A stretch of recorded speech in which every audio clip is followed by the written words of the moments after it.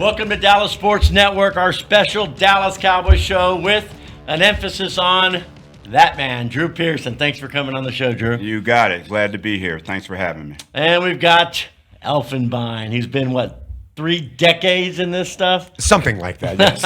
And longtime sports writer, now podcaster. Yes. For DLLS, Clarence Hill. Thank you, man. How you doing? I'm doing awesome. Okay. First, we're going to start with the most iconic draft pick announcement in Cowboys franchise history. Y'all ready?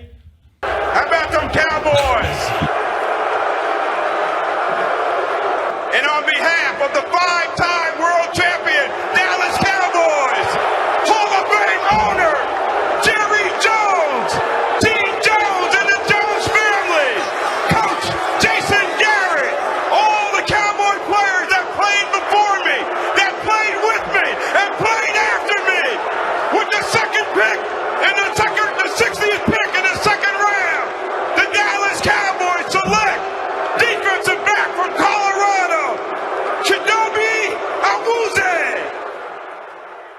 Okay, honestly, did you script that or was that pure emotion? No, I had scripted. Okay. I had on the way up there, on the plane up there, I thought about what I was going to say. I was just honored that they had selected me. There's so many Cowboys they could have asked to do that, and I just wanted to do them right.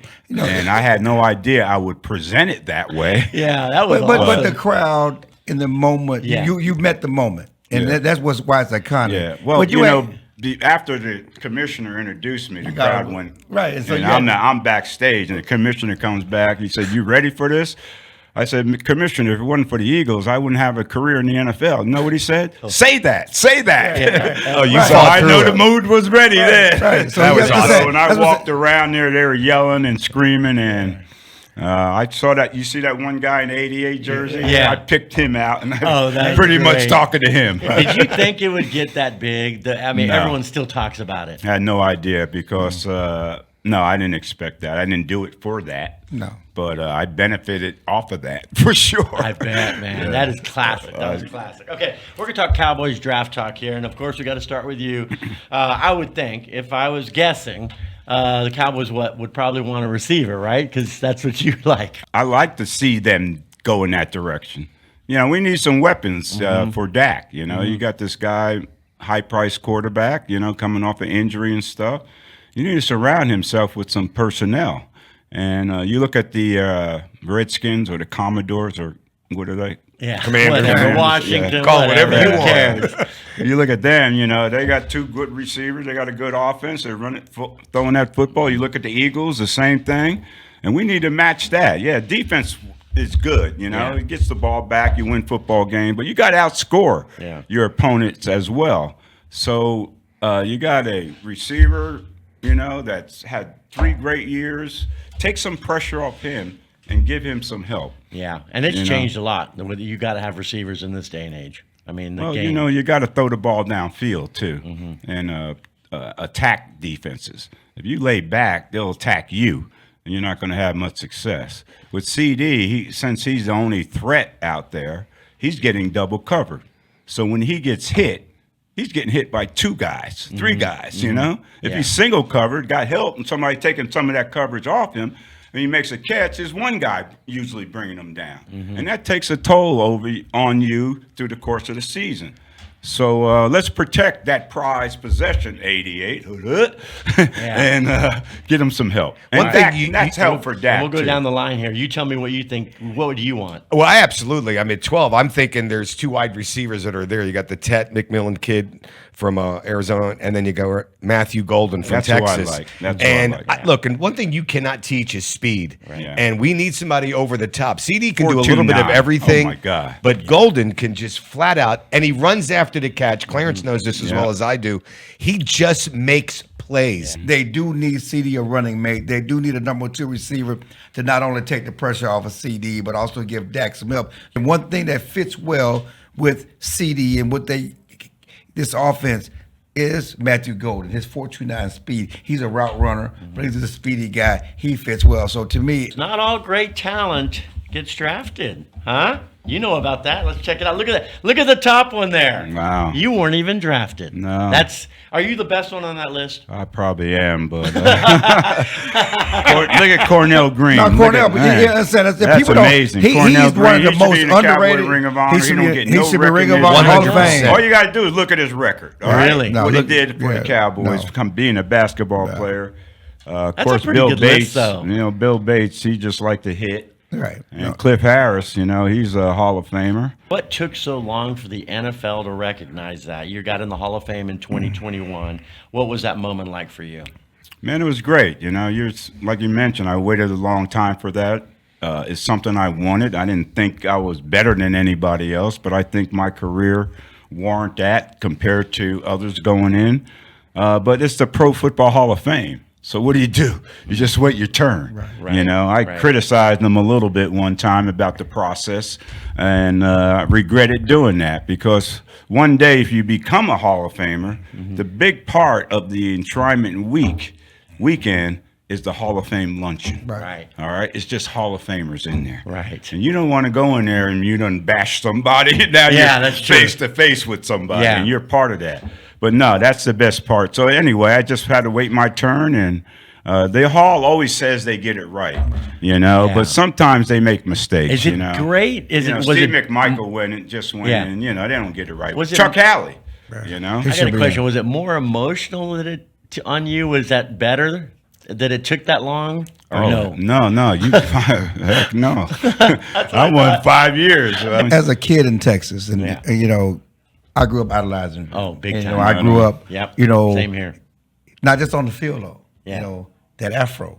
Hood. We all wanted the afro, want our hair out the back of the helmet. Now I said he got no hair now, but that afro was classic. It coming out the back of the helmet and them little old legs. Hey, there's and no he was truth to doing the that. rumor that I used to pick it out. Yeah. So as a black man, afro, you want to be able to grow the afro and hang out the back of the helmet like Drew Pearson. And so we loved that, and so to grow up idolizing him, and then to come cover the Cowboys, and then witness these moments. I've been there. I was there for the disappointments. I was there at the Hall of Fame, and to witness and to be here with you. Yeah. It's so surreal. And listen, and if horse collar would be I know. a rule back then. I know. In That would have been 81, Hail Mary number 2. 81, That's right. I know. after the catch, I remember they that. horse collar Drew. Yeah. Okay. That 'Cause should he have been. would've- There would be no Montana. No, there would be Heck, no way. They won it again. Can't we do that over again? Yeah. Well, after that play, I get back to the huddle, and I tell Danny White, now line me up on the right side, and this time I'll fake it in and bench it to the sideline. Yeah. And then we'll stop the clock, and now we're pretty much in Septium's field goal range. Gosh. But Danny dropped back, and he's trying to establish himself. This is his first year. Yeah. And he's waiting on Tony Hill. He got jammed up on the line. He's waiting. Next year, he got sacked. When I ran that bench route, they were looking to come inside. I broke out. And were you open? It was there, 20 more yards. Even It with was my always speed. open. No, it was Even with open. my speed. You're open. All right, our next segment is brought to you by Top Bourbon, grained to glass. Texas experience. Look at that. That is awesome stuff. If I had this, I would have caught 10 Hail Marys. Yeah, you would have got 10 Hail Mary. I love that. This segment is also an NFL Hall of Famer, longtime Cowboys photographer Ron St. Angelo shares a Absolutely. special moment he captured in our Picture Perfect segment.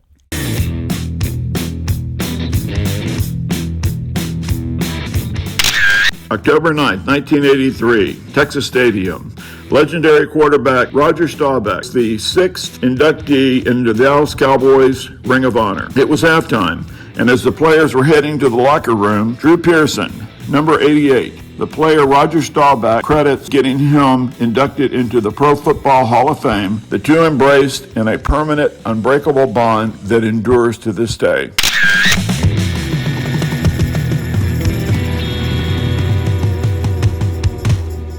You were talking about what Roger meant to you. Tell to the audience what he did mean to you personally and on the football field. He meant everything to my career. Nobody really gave me a chance, but I got to know Roger. He got to know me way before training camp.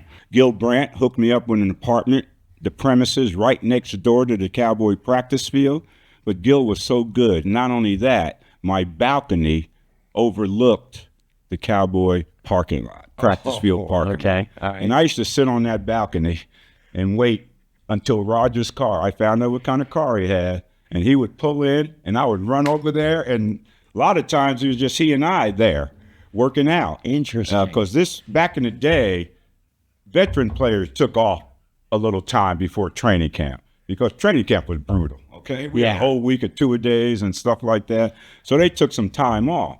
And so the practice field was pretty much empty. It was just he and I going up and down the field. Wow. And one day he noticed I was a little tired, asked me, what's up? I said, Roger, I leave here and go to work at Merchant's Van Line. What? Gil Brandt hooked me up with that job. Real. Okay? During I'm training loading camp. semi-trucks.